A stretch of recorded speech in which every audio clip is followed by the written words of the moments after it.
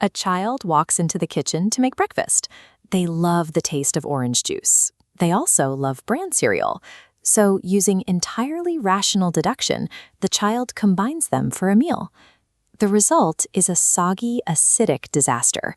The child took two perfectly good ingredients, put them together, and ruined them both. In the study of faulty reasoning, this specific cognitive trap has a formal name, the fallacy of composition. It is the unwarranted assumption that whatever is true of individual parts is automatically true of the whole they create. It is easy to laugh at the cereal example, but adults walk into this same trap in high-stakes scenarios, from building corporate teams to managing complex stock portfolios. We take highly successful components, put them in a room together, and act surprised when the project collapses. The error lies in failing to anticipate how individual things behave once they are forced to combine. To understand why this happens, we have to look at the acceptability criterion. In logic, this is the mandatory baseline for any sound argument. Every underlying premise you use to make your point must be defensible. The fallacy of composition sneaks past this defense mechanism because it relies on an invisible, unspoken assumption. Take the team teaching illusion.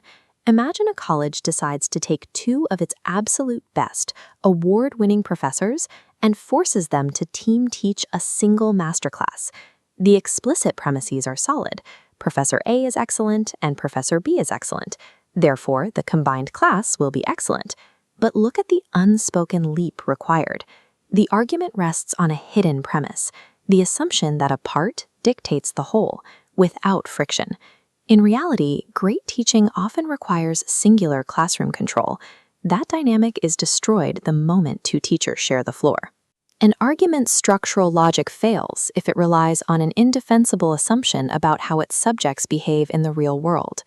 The critical variable these arguments miss is interaction. The space between the parts, how they relate, mesh, or collide, is what actually dictates the final character of the whole. If you draft a football dream team consisting entirely of superstar players, the team will lose if those players cannot mesh their egos and playstyles. Or consider a choir director who recruits 30 elite soloists with incredibly powerful voices. The resulting choir will sound awful if those singers lack the ability to blend their distinct tonal qualities into a single cohesive sound. A functional whole behaves as a distinct entity, one defined by its internal chemistry rather than the raw tally of the pieces used to build it. This cognitive trap is seductive because occasionally the logic holds up. In certain simplistic scenarios, characteristics do transfer directly. If you taste a cup of punch from a bowl and it's sour, and the next cup is sour, it is logically valid to conclude the entire bowl is sour. The parts accurately reflect the whole.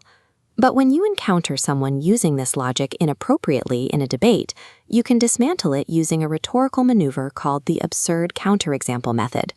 The easiest way to deploy this is the outfit scenario. Imagine a beautifully patterned blouse, a stunning polka dot skirt, and gorgeous neon shoes. Individually, these are excellent items, but combine them all at once, and you create a garish, unwearable clash of colors and patterns. This analogy forces your opponent to stop defending their conclusion and start defending their hidden assumption. They have to prove exactly how their individual parts will combine successfully. Whether you are evaluating a business plan, a team, or an idea, true intelligence requires measuring the quality of the connections rather than focusing solely on the quality of the individual components.